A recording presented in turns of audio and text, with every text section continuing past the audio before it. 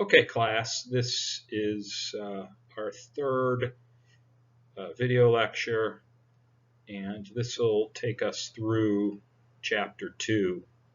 So all the material up until now and the first two chapters in the text, those will be covered in the first quiz. So that's a timed quiz, but when you're studying for that, obviously it's an open book quiz too. Studying doesn't hurt. You could review these and make sure that you've read the chapters too. Context is very important in communication, and small groups are no different. Communication occurs within specific situations under particular constraints. And small group communication is understood better when we appreciate the unique situational constraints that occur in a particular context. So on the left of this table, left column, we have contextual factors and then their impact on small groups. The number of the people in the group has a major effect, right? When you go from 3 people to 4 to 5 to 6 up to say 15, that's really going to increase the complexity of the interaction. Face-to-face groups enjoy immediate feedback, but it's a little more complicated when you're in groups because there's multiple people, so it's not just a dyad, it's just not you and another person having interpersonal communication. And even though you can see my face now and we could see each other in the meets call, I think what the author is saying is in-person communication. This is mediated, what we're doing right now. So that adds another complicating factor. In-person, face-to-face communication is much more efficient than other kinds of communication. The last two rows here, roles and goals and purpose, basically what it's getting at is that in group work, roles and goals and purposes really need to be clearly defined. You need more structure to make them work. So in your group project, one of the first things you guys should be talking about is you should be agreeing on basic boundaries and rules for the group. So I'm just agreeing on certain guidelines for proceeding, okay? Having some structure to it, not just kind of being loose about it, because then nothing will get accomplished. Talking more about situational constraints, just think about, in terms of numbers, think about if you're talking to a friend on campus and you're having somewhat of a confidential conversation, and then another friend comes by. Think about how that affects the conversation. It might not change the conversation, or it might completely change the conversation or end it, right? And that's usually what happens. So just think about that. The addition of one more person to the communication process can completely change the dynamic. Again, getting feedback is more complicated when you have more and more people in a group, right? It's easier to get feedback from if you're communicating with one person interpersonally. So groups are more complicated than individual communication in most ways, not every way. I don't want to lead you down the wrong road. Interpersonal communication can be very complicated too. They're just different.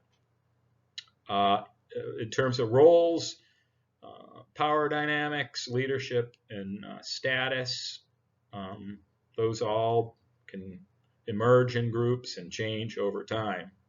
And again, in terms of goals and purpose, have structure and know that you're interdependent, that you all need each other to accomplish the task, okay? Every person in a group's important.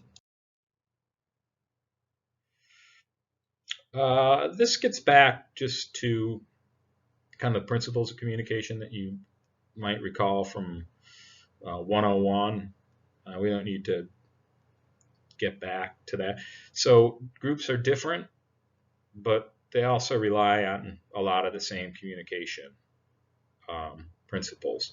One thing that I think is interesting is the bottom line, that communication in small group has both content and relationship dimensions, and those are called task and social emotional, meaning that you have the task which needs to get completed, but you also are working with other human beings who have emotions and feelings and social needs too. So you have to balance the two. Some people tend to be more task oriented, others tend to be more emotional, and both are important. Don't think that task behavior is more important in groups. You do need to get the project done, but you also need to respect people and think of people's feelings and create a positive emotional environment for the group to be productive. For instance, humor. Humor relaxes people, loosens people up, and that it makes people feel good. So that's an example of social emotional communication and behavior. It's important. Task is important, but so social emotion.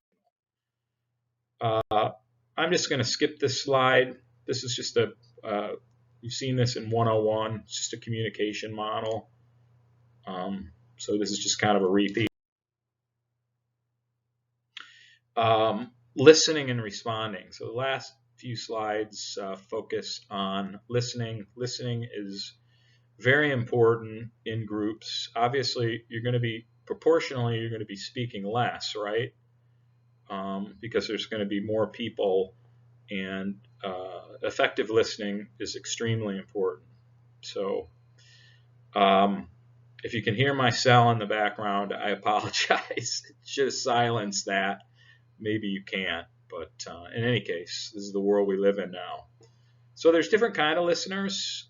We don't need to focus too much on this. You might fit one of these types a little bit more, but mainly really make an active effort to listen to your teammates. We're not going to get, if you're in a group of 6, you're going to have 1/6 of the time to be a voice, and the rest of the time you're going to want to listen to your teammates. So it's really important. Active listening, choosing to listen, pay attention to the context, feel the feelings of the speaker, help facilitate understanding, interpret silence correctly, right? Silence can mean a lot of different things. Not always a bad thing. Could be good too. But if a person's being silent in the group and you'd rather hear their opinion, then something's up. They might be uncomfortable or don't have confidence. So do your best to interpret silence and verbal and nonverbal communication properly. Mindfulness, we talked about that. This is just part and parcel to being aware. Just be aware. You have to be. Again, you're in a group, you're dealing with other people, and it's not us operating solo, so you should be aware of others. You can look at this table some more on your own time. These are all really interesting points, kind of comparing and differentiating mediated communication to face-to-face, in-person communication. I think the third bullet down in the left column, in negotiations, evidence is more persuasive than personality in mediated communication. It makes sense, right? When a car salesman is trying to sell you a car in person, his or her personality is going to have a big influence on you in person. And then some of the over here to the right column, nonverbal information is available in face-to-face, in-person communication. That's the big major difference between mediated communication and face-to-face in-person communication. It's nonverbals, which make up the large majority of all communication, are largely absent. Not entirely, but it's missing. And that means that you need to be really pay attention and be careful about how you're interpreting things, because a lot of meaning can be lost in mediated communication. And this just slide makes that point. Verbal and non-verbal communication work together to create meaning.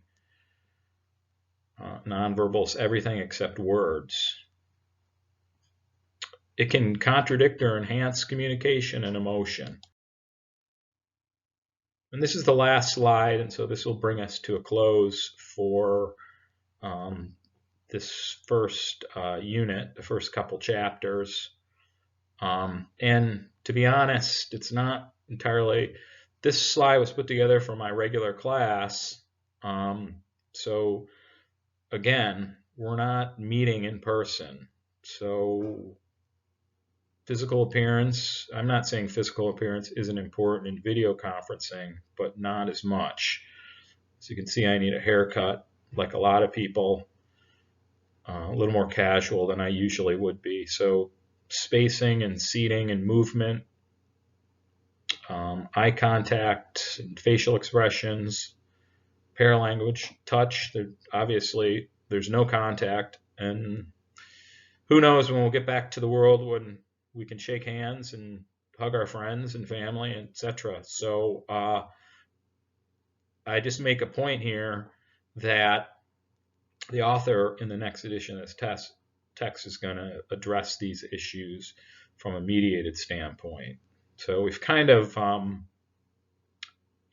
jumped into the future. The future has been thrust upon us by this COVID situation. And thank goodness that we have these tools that we can communicate. So there's a lot that goes into small group communication. I hope that you've gathered that through these first 3 videos, and that concludes this particular video.